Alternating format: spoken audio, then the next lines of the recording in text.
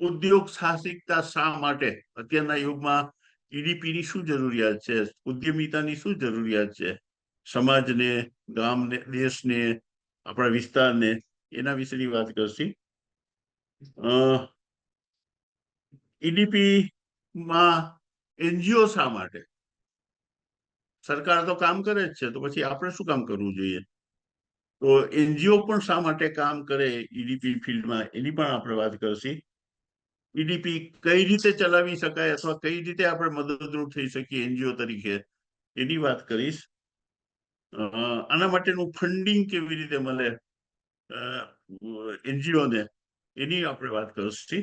અને છેલ્લે future planning આપણું કઈ રીતે હોવું જોઈએ, કે કેમ કે ફક્ત વાતો કરીને બેસવાનો અર્થ નથી, કંઈક આ મુવમેન્ટને આગળ વધારવી છે.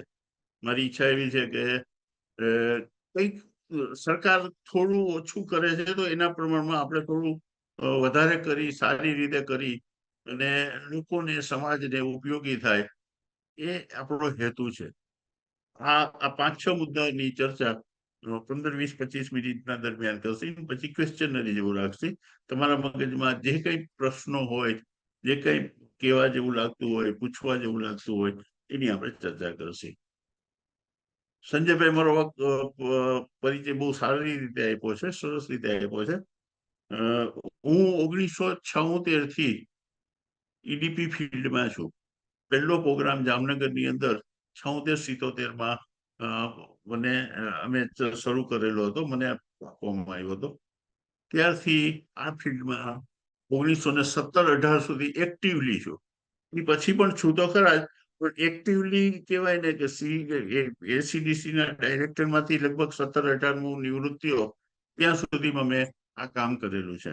એટલે લગભગ 35-40 વર્ષ દરમિયાન કામ કર્યું છે અને આશરે 25,000 શરણાર્થીઓને ટ્રેનિંગ આપી છે. અને એક શોખથી કરી છે એમ કહી શકાય. એક રસ છે, ઉત્સાહ છે, કંઈક કોકને ઉપયોગી થવાની ભાવના છે, એને કારણે આ વધારે કરીએ છીએ. આ જનરલ મારો પરિચય. મને આના માટે એવોર્ડ તો મળ્યો છે, પણ એવોર્ડ કરતા પણ વધારે સૌરાષ્ટ્રના લગભગ દરેક તાલુકામાં, મોટા સેન્ટરોમાં સારા ક્રીમ માણસો બહુ સારી રીતે ઓળખે છે, એટલો મને સંતોષ છે. જોબ સેટિસ્ફેક્શન મને સારું મળ્યું છે. આ મારા પરિચયની વાત. એટલે ઈડીપી ફિલ્ડની વાત ને એનજીઓ ની વાત હું કરી શકું એટલા માટે અમે આ કર્યું, કેમ કે એનજીઓ માં સીઈડીમાં હું જયારે કામ કરતો, 76-77 થી આમ તો કામ કરતો, 93 મેં સીઈડી છોડી. ત્યાર પછી 93 થી 17-18 સુધી સૌરાષ્ટ્ર ઇકોનોમિક ડેવલપમેન્ટ સેન્ટર નામની એક એનજીઓ, એમાં હું ડાયરેક્ટર તરીકે કામ કરતો. આમ એટલે બે ફિલ્ડમાં, એનજીઓના ફિલ્ડમાં અને થોડું સરકારના ફિલ્ડમાં પણ થોડું કામ કરેલું છે. એટલે આ બે ની વિશે હું વાત કરી શકું એમ છું, ઈડીપી વિશે વાત કરી શકું એમ છું, એટલા માટે મેં આ તમને પરિચયની વાત કરી. હવે જે વાત કરીએ કે ઈડીપી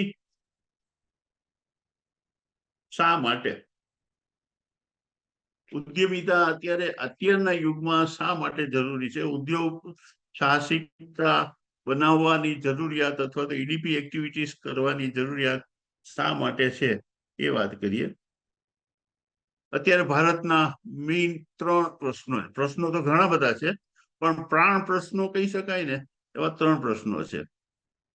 એક ભ્રષ્ટાચાર, એક મોંઘવારી અને ત્રીજું બેરોજગારી. પેલા 2 મુદ્દાઓ તો ભ્રષ્ટાચાર અને મોંઘવારી, એમાં તો સરકાર જ વધારે કંઈ કરી શકે. સરકારની દાનત, નિયત, ઈચ્છા શક્તિ ઉપર આધારિત છે મુદ્દાઓનો નિકાલ કરવાની. કરી શકે, કરવા ધારે તો કરી શકે એવી પરિસ્થિતિમાં છે જ હતી. પણ બેરોજગારીમાં છેલ્લા 10 વર્ષથી મોદી સાહેબે બહુ સારી કામગીરી કરવાનો પ્રયત્ન કર્યો છે, પણ અનફોર્ચ્યુનેટલી એટલું બધું રિઝલ્ટ નથી આવ્યું, અથવા તો કામ નથી બતાવી શક્યા આપણે, અથવા નથી કામ થઈ શક્યું. તો એ સંજોગોમાં અત્યારે આ વસ્તુની જરૂરિયાત છે એવું લાગે છે. બીજું આપણે અત્યારની પરિસ્થિતિની પણ વાત કરીએ તો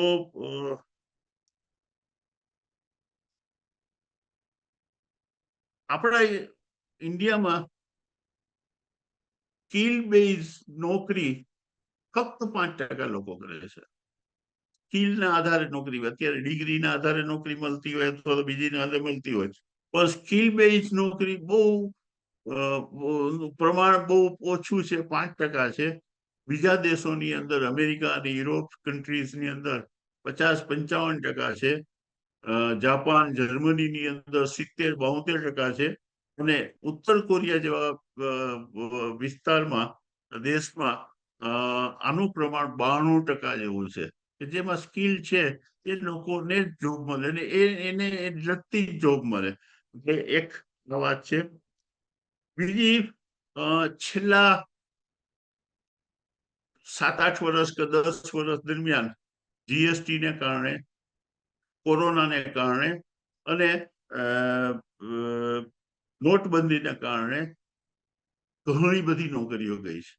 સિટી બેંકનો એક સર્વે છે, એમાં એવું કહે છે કે લગભગ 18 લાખ યુનિટો બંધ થયા અને એને કારણે 54 લાખ જોબ ગઈ છે. આમ રોજગારી વધવી જોઈએ, એને બદલે ઘટી છે, જોબ ગઈ છે. એને પાછળના 3 કારણો છે. એને કારણે આ ઉપરાંત આપણે જોઈએ છીએ કે આપણા સ્ટુડન્ટ ભણવા જાય, કોલેજમાં 3 વર્ષ સુધી એન્જિનિયરિંગ કરે, તે પછી જોબ માટે જાય ત્યારે મેન્યુફેક્ચરિંગ યુનિટ વાળા, કારખાના વાળા, ફેક્ટરી વાળા હંમેશા એવી ફરિયાદ કરે કે સાહેબ, આ એન્જિનિયર થયેલા છોકરાને સામાન્ય અમારો કારીગર કામ કરે ને એટલું કરી શકતા નથી. થાય છે શું કે આપણા સ્ટુડન્ટ ભણવાનો જયારે સમય હોય છે ત્યારે જલસા કરે છે, અને જયારે જલસા કરવાનો સમય, એટલે નોકરી પછીનો હજી સમય થોડો આરામનો હોવો જોઈએ, ખુશીનો હોવો જોઈએ. એને બદલે એને અપૂરતો પગાર મળે છે, કેમ કે અનસ્કિલ છે અથવા તો અર્ધ સ્કિલ છે. એને પૂરેપૂરું નોલેજ નથી, એટલે પૂરો પગાર મળતો નથી. એને કારણે એને સારી જોબનું સેટિસ્ફેક્શન મળતું નથી. ફક્ત એમ કહેવામાં આવે છે, સિટી સર્વેનો એવો એક પેલો છે કે સરેરાશ 11,000 રૂપિયા પગાર મળે છે વાર્ષિક. હવે આટલું ભણ્યા પછી, આટલો ખર્ચ કર્યા પછી, ડોનેશન આપીને ભણ્યા પછી, જિંદગીના 15, 16, 17 વર્ષ ભણવામાં બગાડ્યા પછી જો 11,000 મળતા હોય તો આજના યુગમાં એ બહુ પોસાઈ શકે નહીં એવી પરિસ્થિતિ. એને કારણે એ મૂંઝાતા જ રહે છે, અથવા તો અસંતોષ જ રહે છે, પૂરું થતું નથી. બીજી જોબ શોધવાનો પ્રયત્ન કરે. મને ખબર છે કે મારે કોમ્પ્યુટર ઓપરેટરની જરૂર હતી. મેં એક બી કોમ્પ્યુટર થયેલી વ્યક્તિને રાખી, 5,000 કે 6,000 નોકરી કરવા તૈયાર હતો. કેમ કે જોબ જ નથી મળતી, અને જોબ મળે છે તો એ ઓછા પગારની મળે છે. કે આ પરિસ્થિતિ પણ છે.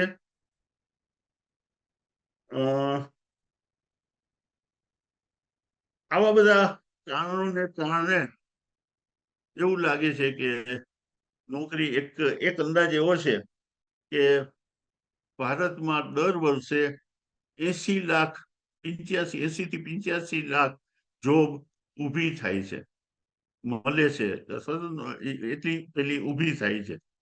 એની સામે જોબ મેળવનાર વ્યક્તિઓની સંખ્યા 1.25 કરોડની છે. એટલે આ 40 લાખનો ગેપ, હંમેશા 40 લાખ લોકો દર વખતે બેરોજગાર વધે જ છે, કેમ કે 80 લાખ લોકોને જ જોબ મળી શકે છે. બાકીના 40-50 લાખ લોકો જોબ વગરના પડીએ છે. અથવા તો પછી એ જુદી જુદી એક્ટિવિટી કરી અને નોમિનલ કામ, વેતનથી કામ કરે છે. આ બધી પરિસ્થિતિને કારણે આનો એક જ ઉકેલ હોઈ શકે, ઉદ્યમિતા. ઈડીપીની જો એક્ટિવિટીઝમાં આ લોકોને વધુ સામેલ કરવામાં આવે તો કદાચ વધારે સારું રિઝલ્ટ આવી શકે અને સારા પૈસા કમાઈ શકે. કેમ કે આપણું ઇકોનોમીમાં તો આપણા જેટલું આપણે કદાચ વર્લ્ડમાં 3જા નંબરની ઇકોનોમી આપણી કહી શકાય, અને હજી ભવિષ્યમાં વધવાની શક્યતા છે જ. તો આ સંજોગોમાં આપણે સારી રીતે આપણા વિદ્યાર્થીઓને, આપણા સ્ટુડન્ટને, આપણા યુવાનોને ઉદ્યોગ તરફ વાળીએ તો કદાચ વધારે સારું રિઝલ્ટ મળી શકે અને સારું કમાઈ શકે, સંતોષ મેળવી શકે અને આગળ વધી શકે. એ દેશના પણ ફાયદામાં છે. પ્રાદેશિક અસમતુલા છે પણ દૂર થાય. આમ ઘણા બધા કારણોને કારણે પણ ઈડીપીની જરૂરિયાત આપણા દેશમાં અત્યારે તાતી છે, વધારેમાં વધારે છે. આ થઈ ઈડીપીની જરૂરિયાત વિશેની વાત.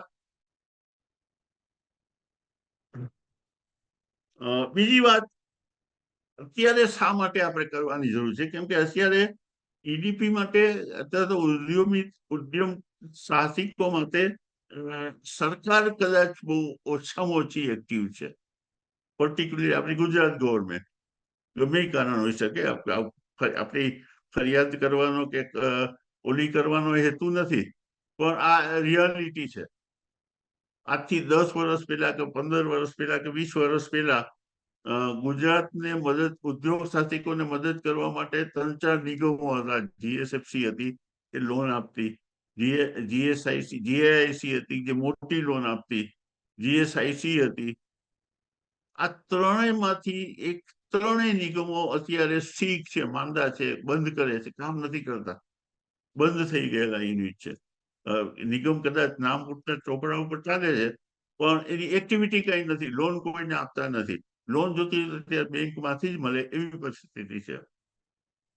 આમ નિગમો બંધ છે. સરકારની નીતિ થોડી નાના ઉદ્યોગો પ્રત્યે ઓરમાયું વર્તન હોય એવું લાગે. નવા જીઆઈડીસી એસ્ટેટો ઉભા થતા નથી. જમીન કે મકાનના બાંધકામના શેડના મોટા પ્રોબ્લેમ થાય.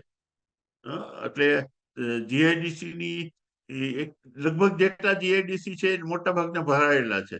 નવા પ્લોટ કોઈને આપી શકે એવા તો અત્યારે 1-2% હોય તો ભલે, બાકી મોટા ભાગના એસ્ટેટો ફૂલ છે. આ બધા પરિસ્થિતિને કારણે એવું લાગે છે કે આપણે ઈડીપીની પ્રવૃત્તિને વધારે વેગ આપી સરકાર, કેન્દ્ર સરકારની પણ નીતિ છે આના માટે. એને એક આખું વિભાગ પણ બનાવેલો છે, એટલે એમાં આપણે મદદરૂપ થાય એ હેતુથી એનજીઓ આ કામમાં આવે, આપણો હેતુ છે. આ થઈ ઈડીપી શા માટે એની વાત.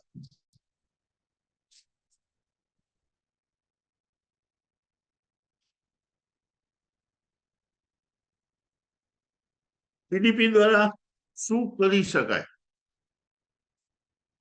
ઈડીપીનો હેતુ નાના ઉદ્યોગો, ખેત આધારિત ઉદ્યોગો, ગ્રામ્ય વિસ્તારમાં ઉદ્યોગો, ટાઈની ઉદ્યોગો, કુટીર ઉદ્યોગો અને એસએમએસી સ્મોલ ઇન્ડસ્ટ્રી નું ડેવલપમેન્ટ જેટલું થાય એટલું આપણે કરી શકીએ.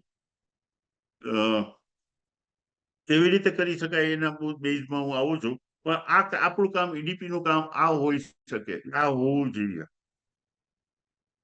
ઈડીપી વિશેની અવેરનેસ ઊભી કરવી. લોકોમાં ફક્ત નોકરી માટેની જ દોટ છે, એ દોટમાંથી દૂર કરી અને ઈડીપી તરફ વળે, ઉદ્યોગ તરફ વળે, નાના ઉદ્યોગ કરે, પોતાનું સ્વલંબી બને, એ હેતુથી એનામાં અવેરનેસ ઊભી કરવાની જરૂર છે. ખાસ કરીને નાના ગ્રામ્ય વિસ્તારમાં લોકો નોકરીની દોટ મૂકી અને માઇગ્રેશન કરે છે, નાના વિસ્તારોમાંથી શહેર તરફ જાય છે, અને એને કારણે શહેરો પર ભારણ વધે છે. આ બધું જો ગ્રામ્ય વિસ્તારમાં જો ઉદ્યોગો કરવામાં આવે, કેમ કે રો મટીરિયલ ત્યાં છે, માંગ પણ ત્યાં છે જ, એટલે આ બધી વસ્તુઓ પહોંચી શકાય એવો છે. કારીગરો પણ મળી શકે. અને ગાંધીજીનો જે સ્વાવલંબી વાત હતી કે જે ગામડામાંથી બને એ ગામડામાં જ વેચાય, અને એ જ ગામડામાં ઉપયોગ થાય અને એ જ વસ્તુનો ત્યાં ત્યાં બને. આ જે હેતુજી હતી, જે ગાંધીજી આજથી 50 વર્ષ પહેલા 80 વર્ષ પહેલા જે વાત કરેલી, એ વાત અત્યારે કદાચ એકદમ સાચી છે એવું લાગે છે.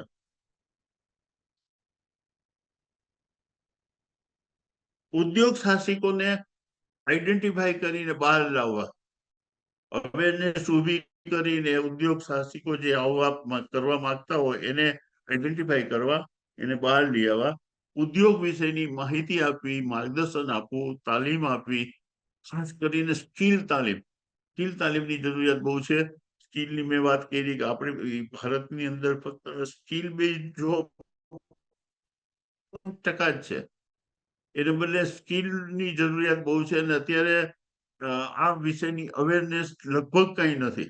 સ્કિલ માટે ગવર્મેન્ટ, સેન્ટ્રલ ગવર્મેન્ટ ખૂબ પૈસા ખર્ચે છે, ઘણી બધી સંસ્થાઓને કામ આપેલું છે, પણ લોકો સુધી આ વાત પહોંચતી નથી. ગમે એ કારણોસર હોય, કદાચ એ સંસ્થાઓની ખામી છે, કદાચ સરકારની ખામી છે, કે કદાચ ગમે છે, પણ આ વાત આપણે કરી શકીએ અને એના માટેની અવેરનેસ આપી શકીએ, માહિતી આપી શકીએ, શું થઈ શકે, કેવી રીતે થઈ શકે, કોણ મદદ કરે, કેવી રીતે મદદ કરે, ક્યાંથી મદદ મળે, કેટલી મદદ મળે, સબસિડી કેટલી મળે, લોન કેટલી મળે, આવી બધી માહિતી આપણે ઈડીપીની તાલીમમાં આપી શકીએ.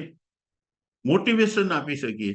ખાસ કરીને વધારે જરૂરિયાત મોટિવેશનની પણ છે કે લોકોને, સ્ટુડન્ટને, વિદ્યાર્થીઓને, યુવાનોને મોટિવેટ કરવાની જરૂર છે કે ભાઈ નોકરીને બદલે તમે ઉદ્યોગ તરફ વાળો, તમે તમારી જાતને સ્વાવલંબી બનાવો, તમે પોતે તમારા માલિક બનો, કે જે કંઈ કરવું એ કરો ને તમારા ઘરમાંથી 2 જણાને રોજગારી આપો. સરકાર પર નીતિ વિષયક દબાણ લાવી શકાય. અત્યારની જે સરકારની નીતિ થોડી નાના ઉદ્યોગને મહત્વ આપતી નથી. એમાં આપણે NGO નો રોલ એવો હોઈ શકે કે આપણે એના ઉપર પ્રેશર ટેકનિક કરી શકીએ. આપણે બધા ભેગા થઈને રજૂઆત કરી, વારંવાર રજૂઆતો થાય, લેખિત રજૂઆત થાય, લોકોમાં અવેરનેસ ઊભી થાય, તો લોકો દ્વારા એની રજૂઆત થાય. આમ નીતિ વિષયક જે કઈ ફેરફારો કરવાની જરૂર હોય એના માટે આ બધું કરી શકાય. અને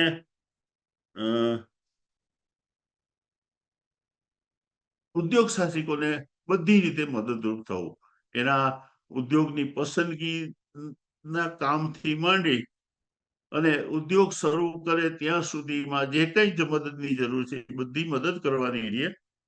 પ્લસ